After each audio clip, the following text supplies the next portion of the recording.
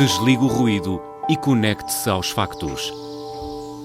Temos 10 estadias num dos hotéis de luxo Alma Lusa na Comporta. 2 adultos, 2 noites. Assine hoje o Observador com até 58% de desconto e habilite-se a ganhar. Tudo em observador.pt. Olá, bem-vindos à segunda parte da Vichy Soase. Temos connosco António Rodrigues, deputado do PSD. Bem-vindo a esta Vichy Soase. Olá, viva. Esta semana foi anunciado um princípio de entendimento entre PS e PSD, que se estende, presumivelmente, também ao Chega, para a eleição dos juízes do Tribunal Constitucional. Entretanto, o PS já veio dizer que este quarto elemento de que se fala, o sucessor de José João Abrantes, tem de ser consensualizado. O acordo está mesmo seguro ou arriscamos a ter mais um impasse em maio? Em política vale apenas o resultado final quando a situação se resolve. E esta estando apontada para maio, vamos esperar até maio para ver o que é que pode acontecer. Mas, em princípio, as pessoas são de palavra, não obstante, muitas vezes, em termos públicos, não deveriam assumir, e estou convicto que a situação está acordada e está firme. Aqui, no caso, o Partido Socialista está a pressionar o PSD e está a dizer exatamente a mesma coisa que nos disse a nós, que espera que o PSD seja um partido de palavra.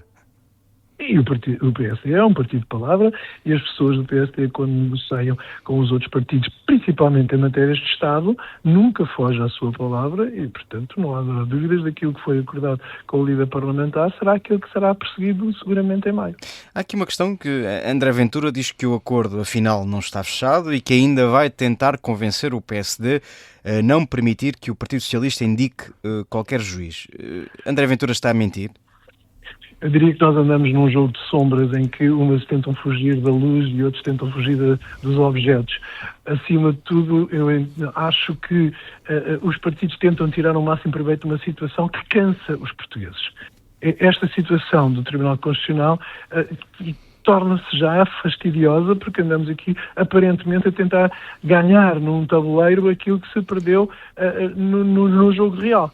O PSD teve uma palavra só, tentou ser sensato durante todo este processo, tentou não falar, principalmente em termos públicos, sobre esta matéria, e aquilo que acordou é aquilo que vai continuar a fazer. Os outros partidos vão tentar puxar, como têm tentado desde o princípio da legislatura, que o cobertor vá para cima ou vá para baixo.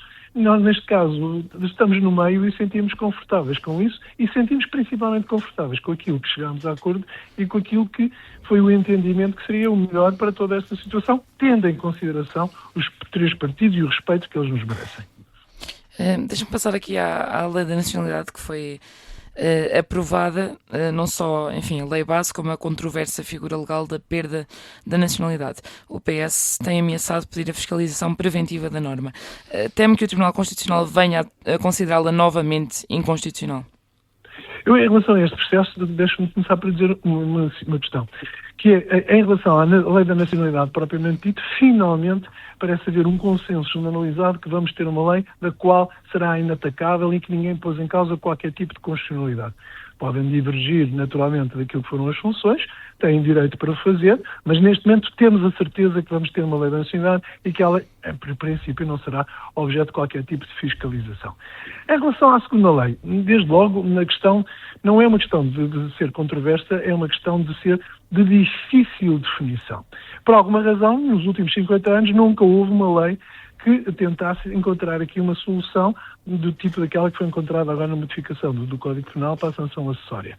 Acredito que aquilo que nós apresentámos na última versão da lei ultrapassa ou vai ao encontro das disposições que constavam do acórdão do Tribunal Constitucional. O Partido Socialista reserva a sua posição para a redação final da lei para o poder apresentar eventualmente um pedido de fiscalização preventiva.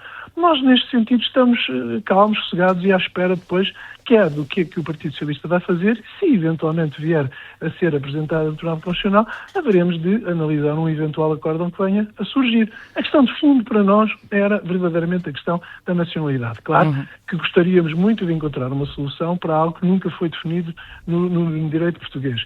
Mas não virá mal ao mundo se isso não acontecer, mas estamos convictos perfeitamente convictos que as alterações que foram introduzidas no segundo diploma que observam aquilo que o Tribunal Constitucional referiu no acórdão quando fez a apreciação dos dois diplomas. Quando diz que não virá mal ao mundo, significa que o PSD, nesse caso, pronto, há o caso por encerrado, ou está disposto a existir na perda de nacionalidade?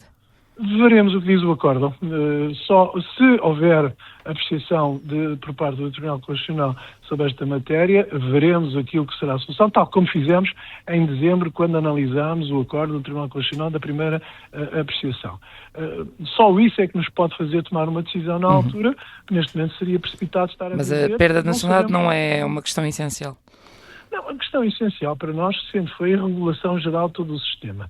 Ainda para mais, como eu dizia há pouco, numa matéria que nós país, nunca tivemos qualquer tipo de regulamentação, que é a questão da sanção acessória de eventual perda de nacionalidade para situações limite, tal como aquelas que estão previstas na lei. É justificável que isto aconteça, e o Tribunal Constitucional também concordou com isso, é justificável que exista uma lei deste tipo. Até o próprio Partido Socialista entendeu num determinado momento que era justificável com alguns crimes. esta lei. Sim. Com alguns crimes, exatamente. Portanto, no princípio estamos todos de acordo. O Partido Socialista tem uma divergência relativamente aos crimes que lá devem estar. Nós temos uma perspectiva mais firme, mais alargada, relativamente a determinado tipo de crimes que também lá devem estar. Reduzimos a lista inicial para um conjunto de outros crimes, adequando a nossa posição àquilo que tinham sido as objeções levantadas pela pronúncia do Tribunal Constitucional. E, portanto, foi assim nesses termos que o diploma foi aprovado aqui no Parlamento, e será assim seguramente que, se vier a colocar essa questão, o Tribunal Constitucional a reapreciará. Também o Presidente da República tem a hipótese de enviar este diploma para o Tribunal Constitucional. Será um teste decisivo ao posicionamento político de António José Seguro? O Presidente da República nunca se pronunciou verdadeiramente e em concreto sobre esta matéria. Pronunciou-se em termos de campanha eleitoral, dizendo que esperava que a lei da nacionalidade, no geral, viesse a ser aprovada por consenso. Julgo que neste momento o consenso está alcançado relativamente à parte da lei da nacionalidade. Não sabemos o que é que pensa sobre a questão da sanção acessória. Veremos, a oportunidade terá que ser do Sr. Presidente da República de apreciar em função do que vier a ser também o comportamento do Partido Socialista, porque se o Partido Socialista apresentar pedido de fiscalização preventiva, seguramente que o Presidente da República não o fará e ficará à espera de uma decisão do Tribunal. Portanto, vamos estar à espera, principalmente, que em função daquilo que vier a ser a decisão do Partido Socialista, verificar também o que é que fará o Presidente da República. Mas caso seja António José Seguro a fazê-lo, a pedir a enviar o diploma para o Tribunal Constitucional, considera que seria uma afronta ao Governo? Não, de modo nenhum. De modo nenhum, era um exercício legítimo dos poderes constitucionais. Seguramente que vai acontecer no mandato do Presidente da República variadíssimas vezes, como aconteceu com o anterior titular nos 10 anos que esteve no poder, de enviar diplomas para o Tribunal Constitucional. Ninguém entende isso como uma afronta política ou como qualquer tipo de ato contra quer a maioria parlamentar, quer contra o Governo. No dia em que gravamos esta entrevista, quinta-feira, o GT decidirá se assina ou não o acordo de concertação social para a revisão do Código Laboral. António José Seguro disse que chumbaria a nova legislação se este acordo falhasse na concertação social. Admitindo que isso acontece, espera que o Presidente da República recue em relação àquilo que prometeu durante a campanha eleitoral? Eu também estou perfeitamente convencido que, com o diálogo que foi estabelecido nestes meses, desde o início em que se abriu o processo da revisão da legislação laboral, que poderemos chegar a um acordo quanto a esta matéria, nomeadamente com o GT, que foi sempre a central sindical que se mostrou disponível para discutir com o Governo. Os sinais têm sido positivos em termos de evolução, quer por parte dos empresários, quer por parte também da própria UGT, que hoje reaprecia essa posição e, portanto, admitimos que possa vir a evoluir. De qualquer forma, o Governo avançará com a proposta de legislação laboral e aqui até ao momento em que ela venha a ser votada aqui no Parlamento é possível tentar acordos, quer com os parceiros parlamentares, quer, acima de tudo, também com os próprios parceiros sociais que também estão interessados nesta reforma. O nosso propósito é fazer uma reforma. Fazer uma reforma não é fazer uma reforma contra alguém, embora naturalmente sempre quando se faz uma reforma se altera a situação que está, beneficiando aquilo que nós consideramos que é a melhor solução, não prejuízo da situação que já estava pendente. E, portanto, o caminho está traçado e está caminhado em termos de diálogo. Esperemos agora que haja também aqui uma oportunidade para podermos concretizar este conceito de diálogo já está feito, mas acima de tudo consenso em termos finais da aprovação da lei. Está confiante que o Chega possa ser um desses parceiros no Parlamento para aprovar a nova lei laboral? Como é sabido, publicamente nós não temos parceiros privilegiados e, portanto, estamos sempre disponíveis para dialogar, quer à esquerda, quer à direita, abrindo a oportunidade para que todos aqueles que queiram negociar connosco e acordar connosco estejam assim dispostos. Portanto, acredito que, quer com o Partido Socialista, que será seguramente mais simples se houver um entendimento com a UGT, quer com o Chega ou com a Iniciativa Liberal, que nós poderemos nos sentar à mesa para encontrar plataformas de entendimento. Mas acha que para o Chega seria a prova de algodão para um partido que se diz de direita e reformista? O Chega tem tido posições diferentes relativamente à legislação laboral. Teve uma aproximação inicial quase que afirmando-se disponível para votar a reforma em qualquer circunstância e depois houve alterações de posição ao longo dos meses em que esta discussão está em espaço público. Teríamos que acordar e sentar com eles relativamente também a esta matéria, que nos sentaremos com os outros. Entretanto, António Rodrigues, e à luz da polémica em torno dos juízes para o Tribunal Constitucional, multiplicaram-se as vozes no Partido Socialista a ameaçar com o chumbo do Orçamento do Estado. Esta semana, aliás, tivemos cá Pedro Delgado Alves a dizer que o Partido Socialista não estava moralmente obrigado a viabilizar o próximo orçamento. O Governo está preparado para viver em duodécimos? Eu acho que é uma questão que se põe ainda de uma forma precipitada. Estamos em abril, ainda não começaram sequer os trabalhos de elaboração do Orçamento do Estado para 26. Todos os atores políticos sabem quais são as consequências de um chumbo do Orçamento do Estado e, portanto, não queremos precipitar qualquer tipo de crise nem encontrar aqui qualquer tipo de solução que não seja a solução expectável para quem quer levar uma legislatura até ao final do seu termo. Obviamente que sentimos e vamos sentir ao longo destes próximos meses algum tipo de pressão de atores à esquerda e à direita, nomeadamente no que diz respeito ao Orçamento de Estado. E já sentimos, já ouvimos uns de direita dizerem que nos querem encostar à esquerda e outros da esquerda que se querem encostar à direita.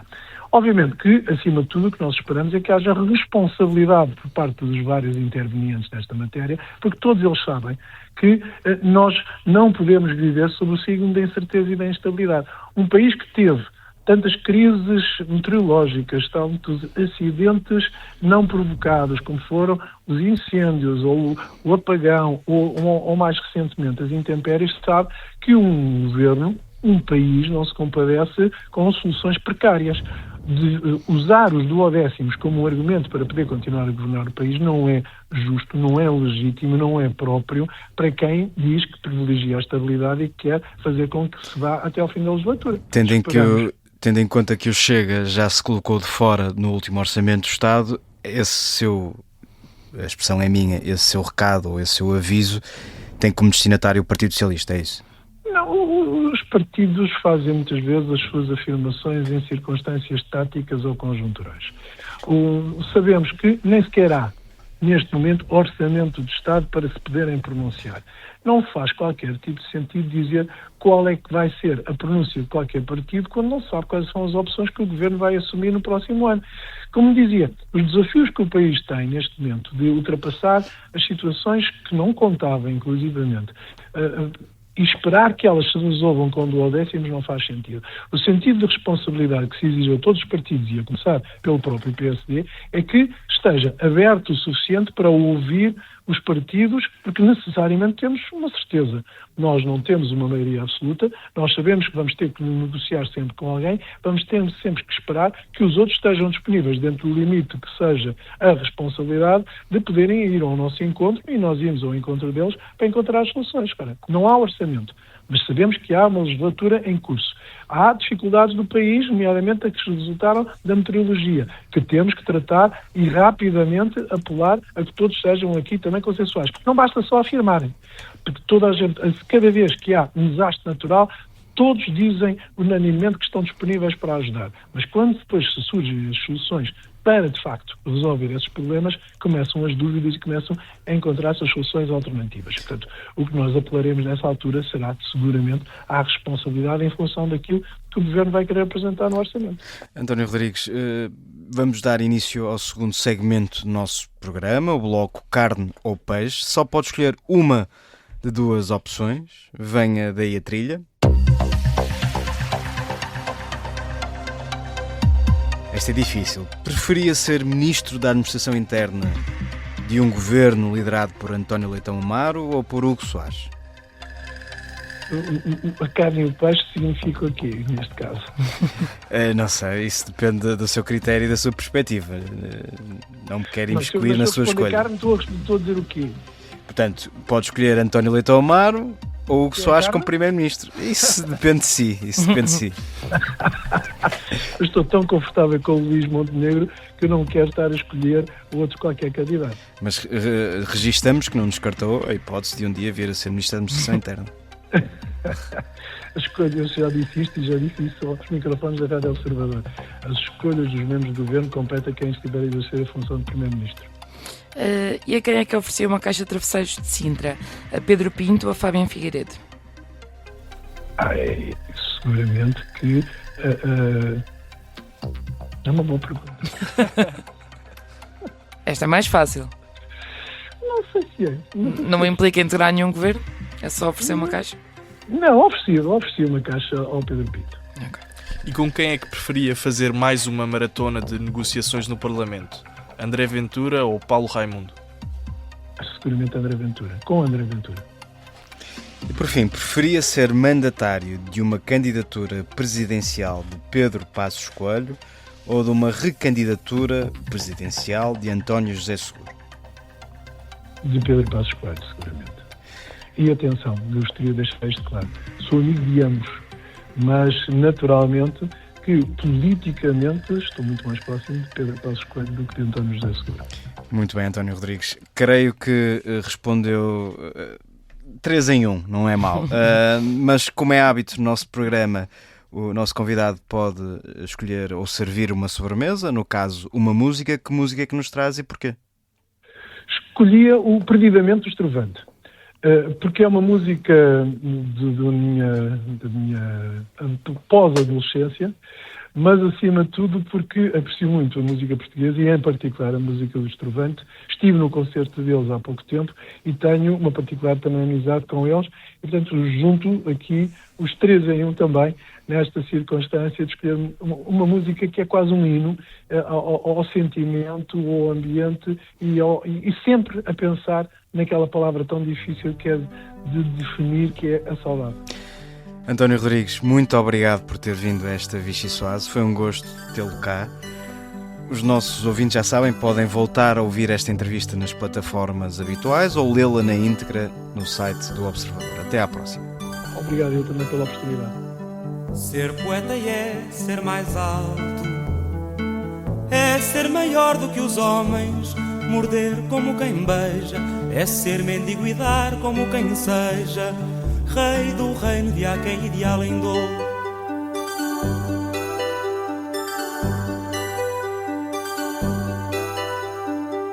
É ter de 1000 desejos o esplendor e não saber sequer que se deseja. É ter cá dentro um astro que flameja, é ter garras e asas de condor.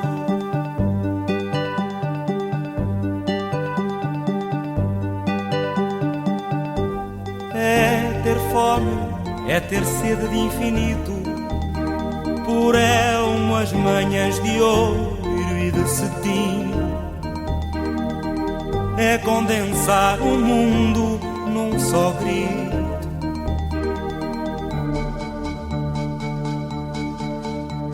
E é amar-te assim, perdidamente, e é seres alma e sangue e vida em mim, e dizê-lo cantando a toda a gente. E é amar-te assim, perdidamente, e é seres alma e sangue e vida em mim, e dizê-lo cantando a toda a gente.